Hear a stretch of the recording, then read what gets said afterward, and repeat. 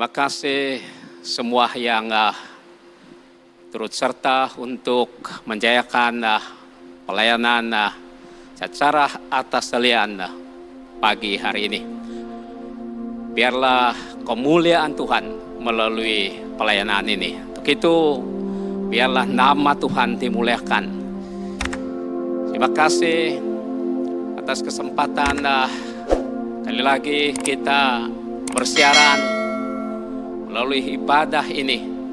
Saya percaya dimanapun saudara dan saudari dapat mengikuti siaran ini, pastinya Tuhan memberkati dari segi kekuatan untuk menghadapi sebaran dalam kehidupan ini. Namun sebelum itu, biarlah kita berdoa dulu.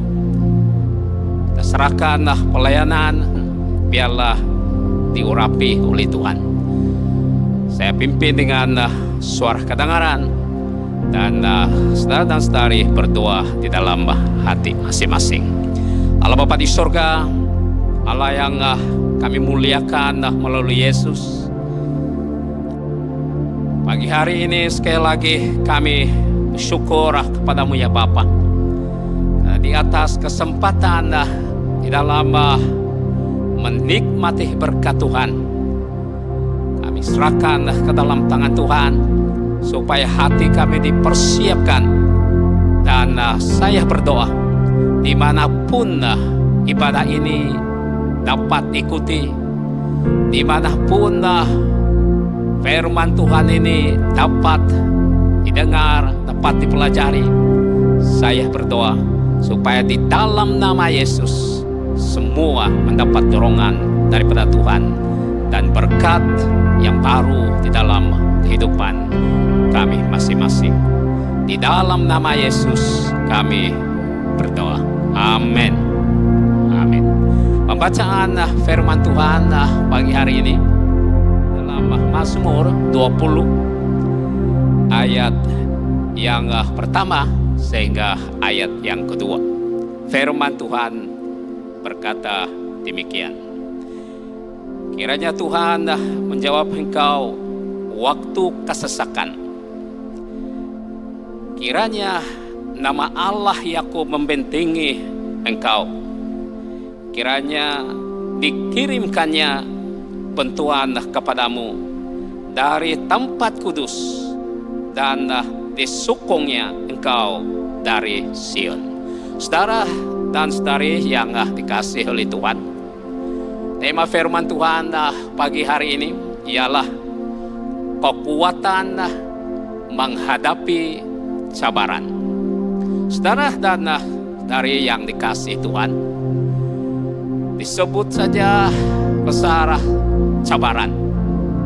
Cabaran ini sejak dahulu, kini, dan masa akan datang, pasti kita akan berhadapan dengan cabaran. Demikian juga umat Israel, di mana mereka menghadapi cabaran pada ketika itu. Disebut di dalam pembacaan kita ialah kesesakan. Mereka menghadapi cabaran yang luar biasa. Tapi pada waktu mereka menghadapi cabaran, satu perkara yang mereka lakukan kebiasaannya ialah mereka mencari sumber kekuatan. Bagaimana mereka boleh menghadapi, bagaimana mereka boleh untuk melaluinya. Demikian juga untuk pagi hari ini, di mana kita dapat melihat saudara dan saudari yang dikasihi Tuhan, di mana pada waktu mereka menghadapi cabaran, mereka berkumpul, mereka adakan pembelajaran firman Tuhan, mereka ada pujian, dan mereka berdoa di suatu tempat yang Tuhan tentukan pada mereka, supaya mereka ada kekuatan pada waktu mereka adakan persekutuan. Sesuai dengan pembacaan pagi hari ini, di mana ayat yang kedua mengatakan, pembacaan kita sebut sedemikian. kiranya dikirimnya bantuan kepadamu dari tempat kudus dan disokongnya engkau dari Sion.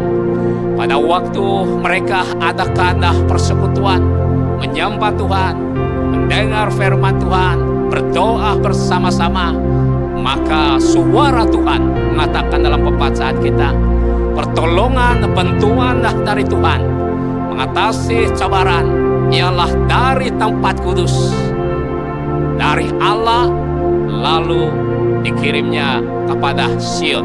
Sion ini saudara-saudara, dan inilah yang kita ambil perhatian pada pagi hari ini, yaitu perkataan Sion di sini. Saudara dan saudari yang dikasihi Tuhan, di dalam firman Tuhan pagi hari ini, sekurang-kurangnya ada 3 perkara yang harus kita ketahui berkenaan dengan Sion. Itulah sebab kita ambillah perhatian yang sesungguhnya perkataan Sion ini. Yang pertama, apakah Sion itu? Dan di manakah Sion itu? Apakah ada di Sion sehingga berperan sebagai sumber kekuatan mereka menghadapi cabaran? Dan yang ketiga, Sion itu melambangkan apa bagi umat Israel dan bagi kita yang ada sekarang? Hal pertama yang harus kita ketahui saudara dan saudari, yaitu apakah Sion itu yang membantu mereka, menyokong mereka di dalam hal kekuatan menghadapi cabaran.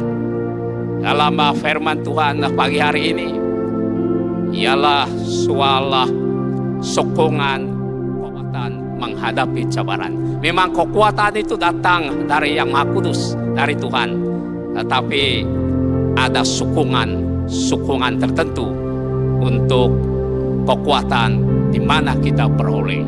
Sion ialah sebuah bukit di mana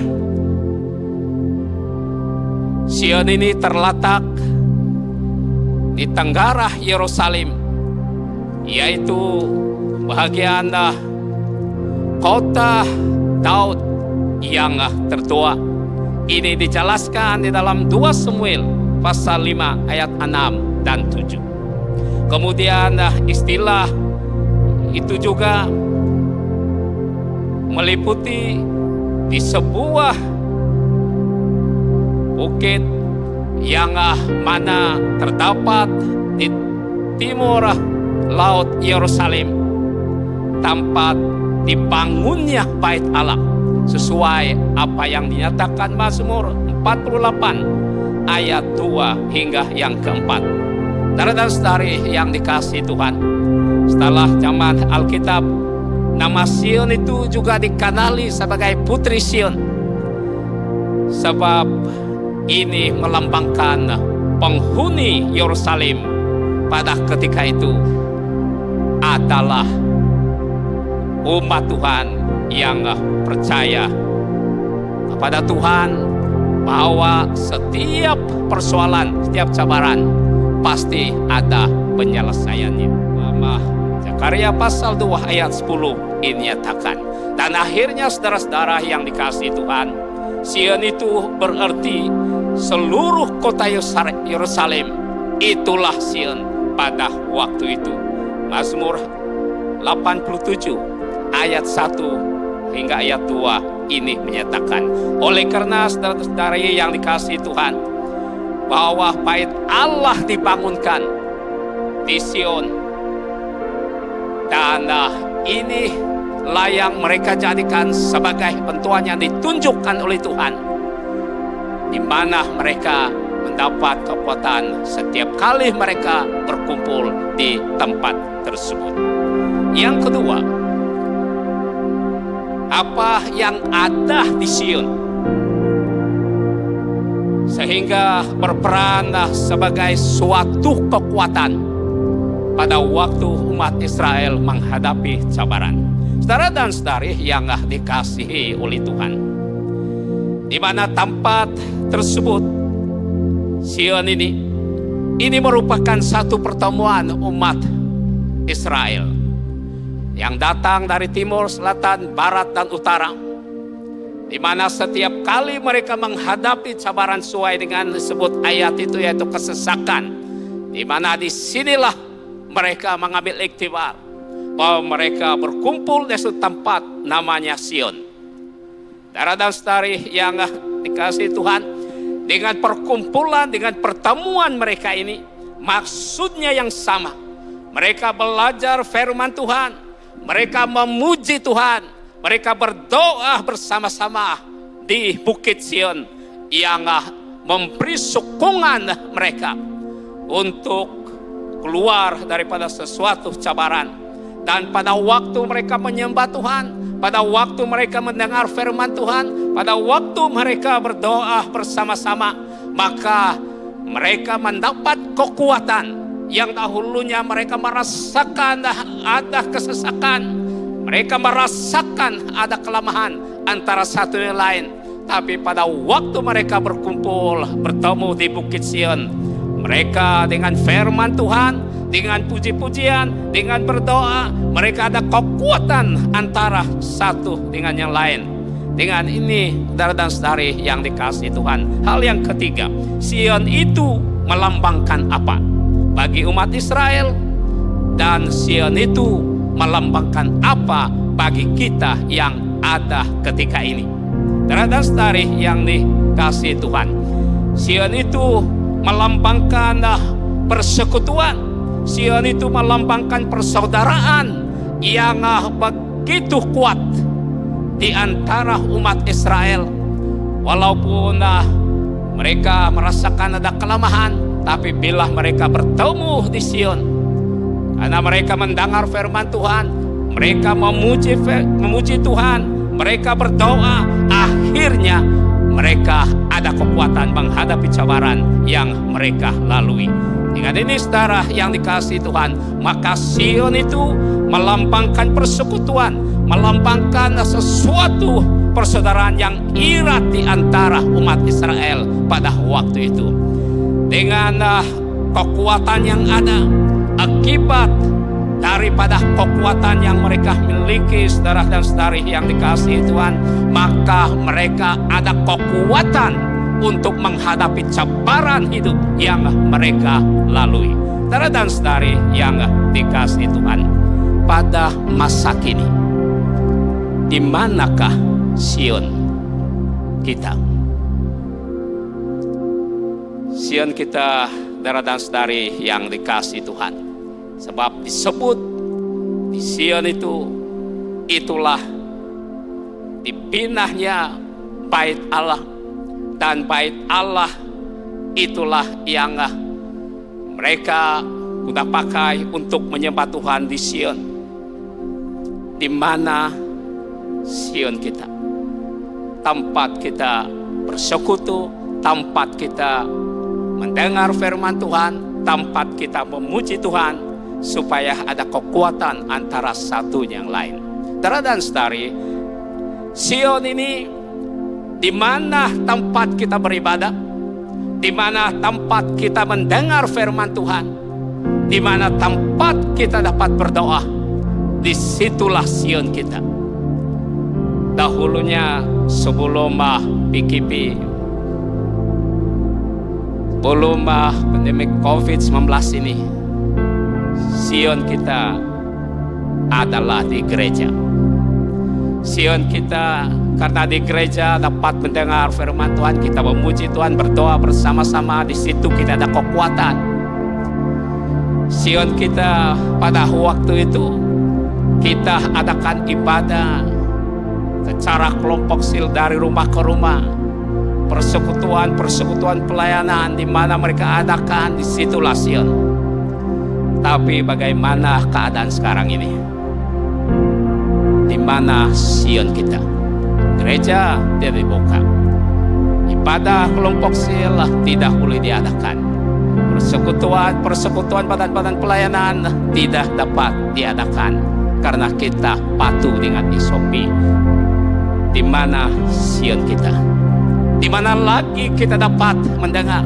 Di mana lagi kita dapat bersekutu di antara satu yang lain supaya ada kekuatan? Nah, saudara dan saudari yang dikasihi Tuhan, Sion kita sekarang ini adalah di ujung jari kita. Tidak perlu kemana-mana, tidak perlu mendaki bukit Sion di Israel, tapi Sion kita ada di ujung jari.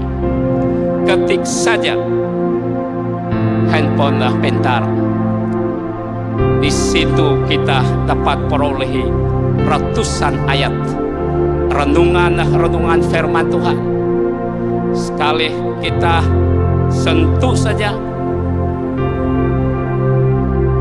banyak firman Tuhan kita dapati melalui YouTube, melalui Facebook, dan renungan firman Tuhan yang kita peroleh.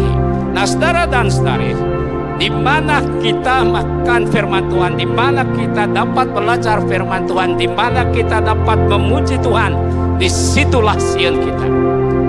Sion kita sekarang ini boleh dikatakan lebih canggih daripada Sion pada waktu zaman Israel.